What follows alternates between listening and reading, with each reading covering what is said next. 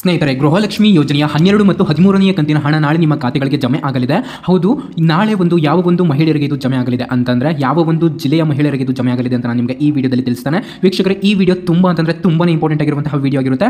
ಈ ವಿಡಿಯೋನ ಸಂಪೂರ್ಣವಾಗಿ ಕೊನೆ ತನಕ ನೋಡಿ. ಸ್ವಲ್ಪ ಬೋರ್ ಬಂದರೂ ಕೂಡ ಎಲ್ಲೂ ಕೂಡ ಸ್ಕಿಪ್ ಮಾಡಬೇಡಿ, ಬಿಕಾಸ್ ಈ ವಿಡಿಯೋ ನಿಮಗೆ ತುಂಬಾ ಹೆಲ್ಪ್ಫುಲ್ ಆಗುತ್ತೆ.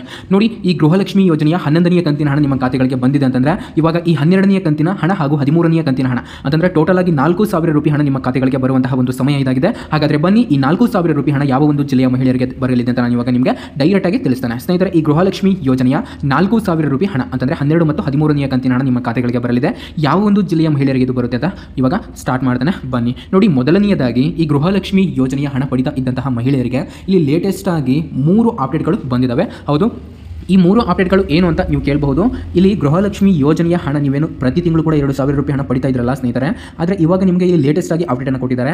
ಏನಂತಂದರೆ, ನೀವು ಪ್ರತಿ ತಿಂಗಳು ಕೂಡ 2,000 ರೂಪಾಯಿ ಹಣ ಪಡಿಬೇಕು ಅಂತಂದರೆ ಇಲ್ಲಿ ನಿಮ್ಮ ಆಧಾರ್ ಕಾರ್ಡ್ ಜೊತೆಗೆ ನಿಮ್ಮ ರೇಷನ್ ಕಾರ್ಡ್ ಲಿಂಕ್ ಮಾಡಿಸೋದು ಕಡ್ಡಾಯವಾಗಿರುತ್ತಂತೆ. ಸೊ ಇದು ನೀವು ಕೇಳಿರ್ತೀರ ಹಿಂದೆಲ್ಲ ಇದನ್ನು, ಆದರೆ ಇದರಲ್ಲೂ ಕೂಡ ಸ್ವಲ್ಪ ಚೇಂಜಸ್ ಆಗಿದೆ ಸ್ನೇಹಿತರೆ. ಏನು ಚೇಂಜಸ್ ಆಗಿದೆ ಅಂತ ಇವಾಗ ನಾನು ನಿಮಗೆ ಡೈರೆಕ್ಟಾಗಿ ತಿಳಿಸ್ತೇನೆ. ಬನ್ನಿ ನೋಡಿ, ಇದರಲ್ಲಿ ಏನು ಚೇಂಜಸ್ ಆಗಿದೆ ಅಂತಂದರೆ, ನೀವೇನು ಈ ಆಧಾರ್ ಕಾರ್ಡ್ನಲ್ಲಿ ನಿಮ್ಮ ಒಂದು ರೇಷನ್ ಕಾರ್ಡ್ನಲ್ಲಿ ನಿಮ್ಮ ಒಂದು ಆಧಾರ್ ಕಾರ್ಡ್ ಮಾತ್ರ ನೀವು ಲಿಂಕ್ ಮಾಡಿಸ್ತಿದ್ರಿ. ಬಟ್ ಹಾಗಲ್ಲ, ಇನ್ಮೇಲೆ ನೀವು ಪ್ರತಿಯೊಬ್ಬರ ನಿಮ್ಮ ಮನೆಯಲ್ಲಿರುವಂತಹ ಪ್ರತಿಯೊಬ್ಬರ ಒಂದು ಆಧಾರ್ ಕಾರ್ಡನ್ನು ನೀವು ಲಿಂಕ್ ಮಾಡಿಸಬೇಕಂತೆ. ಸೊ ಬನ್ನಿ, ಇದ್ರ ಬಗ್ಗೆ ಹೆಚ್ಚಿನ ಅಪ್ಡೇಟ್ಗಳಿದ್ದಾವೆ ಹಾಗೂ ಯಾವ ಒಂದು ಜಿಲ್ಲೆಯ ಮಹಿಳೆಯರಿಗೆ ಇದು ಬರಲಿದೆ ಅಂತ ತಿಳಿಸಿಕೊಡ್ತಾನೆ. ವೀಕ್ಷಕರೇ, ನಾನು ನಿಮಗೆ ಸ್ಕ್ರೀನ್ ಮೇಲೆ ತೋರಿಸ್ತಾ ಇದ್ದೇನೆ, ನೀವು ಇಲ್ಲಿ ನೋಡ್ತಾ ಇರ್ಬೋದು. ನಾನು ನಿಮಗೆ ಇಲ್ಲಿ ಒರಿಜಿನಲ್ ಇನ್ಫಾರ್ಮೇಷನ್ ಮಾತ್ರನೇ ಕೊಡೋದು, ಆದರೂ ಕೂಡ ಇಲ್ಲಿ 85% ವೀಕ್ಷಕರು ಯಾವುದೇ ರೀತಿ ಸಬ್ಸ್ಕ್ರೈಬ್ ಆಗ್ತಿಲ್ಲ. ಬಟ್ ವಿಡಿಯೋಸ್ನ ನೋಡ್ತಾ ಇದ್ದೀರಾ ನೀವು, ಬಟ್ ಸಬ್ಸ್ಕ್ರೈಬ್ ಆಗ್ತಾ ಇಲ್ಲ. ನೋಡಿ, ಇಲ್ಲಿ 14ರಿಂದ 15% ವೀಕ್ಷಕರು ಮಾತ್ರ ಸಬ್ಸ್ಕ್ರೈಬ್ ಆಗ್ತಾ ಇದ್ದೀರಾ. ನೋಡಿ, ಯಾರು ನೀವು ಸಬ್ಸ್ಕ್ರೈಬ್ ಆಗಿಲ್ಲ ಪ್ರತಿಯೊಬ್ಬರು ಕೂಡ ಸಬ್ಸ್ಕ್ರೈಬ್ ಆಗಿ ಹಾಗೂ ಬೆಲ್ ಐಕಾನ್ ಆಲ್ ಅಂತ ಸೆಲೆಕ್ಟ್ ಮಾಡ್ಕೊಳ್ಳಿ. ಇದರಿಂದ ನಾವು ಹಾಕುವಂತಹ ಪ್ರತಿಯೊಂದು ವಿಡಿಯೋ ನಿಮಗೆ ನೋಟಿಫಿಕೇಶನ್ ಮುಖಾಂತರ ಬಂದು ತಲುಪುತ್ತೆ. ಸ್ನೇಹಿತರೆ, ಅದೇ ರೀತಿ ನಿಮ್ಮ ಎಡಗಡೆ ಸೈಡ್ ಒಂದು ಲೈಕ್ ಬಟನ್ ಇದೆ, ಅದರ ಮೇಲೆ ಕ್ಲಿಕ್ ಮಾಡಿ, ಅದರ ಮೇಲೆ ಪ್ರೆಸ್ ಮಾಡಿಬಿಟ್ಟು ನಮಗೆ ಒಂದೇ ಒಂದು ಲೈಕ್ ಮಾಡಿ. ನೀವೇನು ಮಾಡ್ತಿರೋ ಬಿಡ್ತಿರೋ ಗೊತ್ತಿಲ್ಲ, ಒಂದೇ ಒಂದು ಲೈಕ್ ಆದರೆ ಮಾಡಿ. ಇಲ್ಲಿ ನಿಮ್ಮ ಒಂದು ಲೈಕ್ ನಮಗೆ ತುಂಬಾ ಇಂಪಾರ್ಟೆಂಟ್ ಆಗಿರುತ್ತೆ ಸ್ನೇಹಿತರೆ. ಸೊ ಪ್ರತಿಯೊಬ್ಬರು ಕೂಡ ಒಂದೇ ಒಂದು ಲೈಕ್ ಮಾಡಿ. ಓಕೆ, ಬನ್ನಿ ಇವಾಗ ನೇರವಾಗಿ ವಿಷಯಕ್ಕೆ ಬರ್ತಾನೆ. ನೋಡಿ, ಇಲ್ಲಿ ಕಾಂಗ್ರೆಸ್ ಸರ್ಕಾರ ಜಾರಿಗೆ ಬಂದ ನಂತರ ಈ ಗೃಹಲಕ್ಷ್ಮಿ ಯೋಜನೆಯ ಹಣವನ್ನು ಸತತವಾಗಿ ಇಲ್ಲಿ 10 ಕಂತುಗಳು ನೇರವಾಗಿ ಯಾವುದೇ ಒಂದು ತೊಂದರೆ ಇಲ್ಲದೆ ನಿಮ್ಮ ಖಾತೆಗಳಿಗೆ ಹಾಕಿದ್ರು. ಆದರೆ ಇಲ್ಲಿ ನಾವು ಗಮನಿಸಬೇಕಾದಂಥ ಅಂಶ ಏನಂತಂದರೆ, ಇಲ್ಲಿ ಲೋಕಸಭಾ ಎಲೆಕ್ಷನ್ ಮುಗಿದ ನಂತರ ಯಾವುದೇ ರೀತಿ ನಿಮ್ಮ ಖಾತೆಗಳಿಗೆ ಹಣವನ್ನು ಇದು ಹಾಕಿದ್ದಿಲ್ಲ. ಯಾವುದು ಕಾಂಗ್ರೆಸ್ ಸರ್ಕಾರ ಅಂದರೆ ನಮ್ಮ ರಾಜ್ಯ ಸರ್ಕಾರ ಹಾಕಿದ್ದಿಲ್ಲ. ಆದರೆ ಮತ್ತೆ ನಾವು ತಾಂತ್ರಿಕ ದೋಷದಿಂದ ನಮಗೆ ಹಾಕಲಿಕ್ಕೆ ಆಗಲಿಲ್ಲ, ಕ್ಷಮಿಸಿ ಅಂತ ಹೇಳಿಬಿಟ್ಟು ಮತ್ತೆ ಇವರು ಕಂಟಿನ್ಯೂ ಮಾಡಿದರು. ಅಲ್ಲಿ ಏನು ಅಪ್ಡೇಟನ್ನು ಕೊಟ್ಟರು ಅಂತಂದರೆ, 11 ಮತ್ತು 12ನೇ ಕಂತಿನ ಹಣವನ್ನು 2 ತಿಂಗಳ ಹಣವನ್ನು ನಾವು ನಿಮ್ಮ ಖಾತೆಗಳಿಗೆ ಒಂದೇ ಸರಿಗೆ ನಿಮ್ಮ 2 ಕಂತುಗಳ ಹಣವನ್ನು 2 ತಿಂಗಳ ಹಣವನ್ನು ಅಂತಂದರೆ ಟೋಟಲ್ ಆಗಿ 4,000 ರೂಪಾಯಿ ಹಣವನ್ನು ನಿಮ್ಮ ಖಾತೆಗಳಿಗೆ ನಾವು ಒಂದೇ ಬಾರಿಗೆ ಜಮೆ ಮಾಡ್ತೇವೆ ಅಂತ ಇವರು ಹೇಳಿದರು.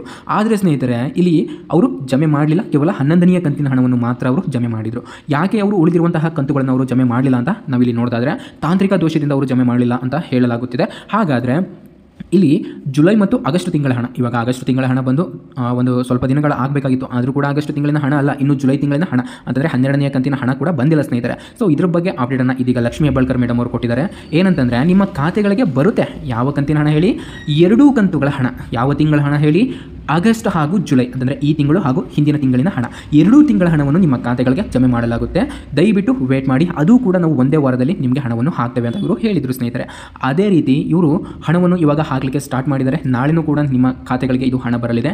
ನಾಳೆ ಇಲ್ಲಿ ಬೆಂಗಳೂರು ನಗರ, ಬೆಂಗಳೂರು ಗ್ರಾಮಾಂತರ, ಇಲ್ಲಿ ತುಮಕೂರು, ಮೈಸೂರು, ಬೀದರ್, ಹಾಸನ, ಹಾವೇರಿ, ಧಾರವಾಡ, ಗದಗ್ ಮತ್ತು ಮಂಡ್ಯ ಹಾಗೂ ಉಡುಪಿ ಮತ್ತು ದಕ್ಷಿಣ ಕನ್ನಡ ಹಾಗೂ ಕೊಪ್ಪಳ ಮತ್ತು ದಾವಣಗೆರೆ ಹಾಗೂ ತುಮಕೂರು, ಇವಿಷ್ಟು ಜಿಲ್ಲೆಗಳಿಗೆ ನಾಳೆ ನಿಮ್ಮ ಖಾತೆಗಳಿಗೆ ಗೃಹಲಕ್ಷ್ಮಿ ಯೋಜನೆಯ ಹಣ ಬರಲಿದೆ ಸ್ನೇಹಿತರೆ.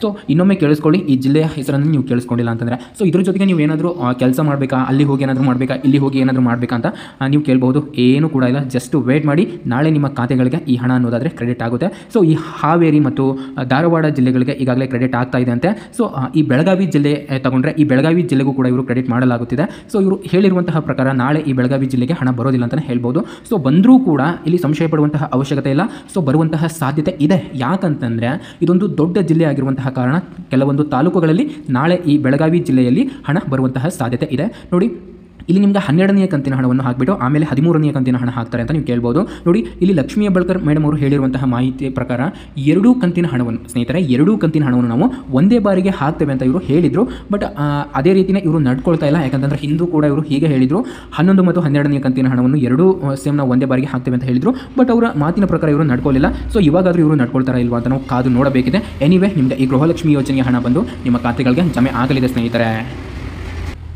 ಈ ಮಾಹಿತಿಯನ್ನು ಪ್ರತಿಯೊಬ್ಬರಿಗೂ ಕೂಡ ಶೇರ್ ಮಾಡಿ. ಏನೇ ಡೌಟ್ ಇದ್ರೂ ಕೆಳಗಡೆ ಕಾಮೆಂಟ್ ಬಾಕ್ಸಲ್ಲಿ ಕಾಮೆಂಟ್ ಮಾಡಿ. ಮತ್ತು ಈ ವಿಡಿಯೋನ ಯಾರೇನೂ ಲೈಕ್ ಮಾಡಿಲ್ಲ ತಪ್ಪದೇ ಲೈಕ್ ಮಾಡಿ. ನೀವೇನಾದರೂ ನಮ್ಮನ್ನ ಡೈರೆಕ್ಟಾಗಿ ಕಾಂಟ್ಯಾಕ್ಟ್ ಮಾಡಬೇಕು ಅಂತಂದರೆ ನಮ್ಮದು ಇನ್ಸ್ಟಾಗ್ರಾಮ್ ಅಕೌಂಟ್ ಇದೆ, ಅಪ್ಡೇಟ್ ಅಲರ್ಟ್ ಕನ್ನಡ ಅಂತ. ನೀವು ಅಲ್ಲಿ ಹೋಗಿ ಸರ್ಚ್ ಮಾಡಿಬಿಟ್ಟು ನಮ್ಮನ್ನ ಫಾಲೋ ಕೊಟ್ಬಿಟ್ಟು ನಿಮ್ಗೆ ಏನೇ ಡೌಟ್ ಇದ್ರೂ ಕೂಡ ನೀವು ನಮ್ಮಲ್ಲಿ ಮೆಸೇಜ್ ಮಾಡೋದ್ರ ಮುಖಾಂತರ ನನ್ನೇ ನೀವು ಡೈರೆಕ್ಟಾಗಿ ಕಾಂಟ್ಯಾಕ್ಟ್ ಕೂಡ ಮಾಡ್ಬೋದಾಗಿರುತ್ತೆ. ಓಕೆ.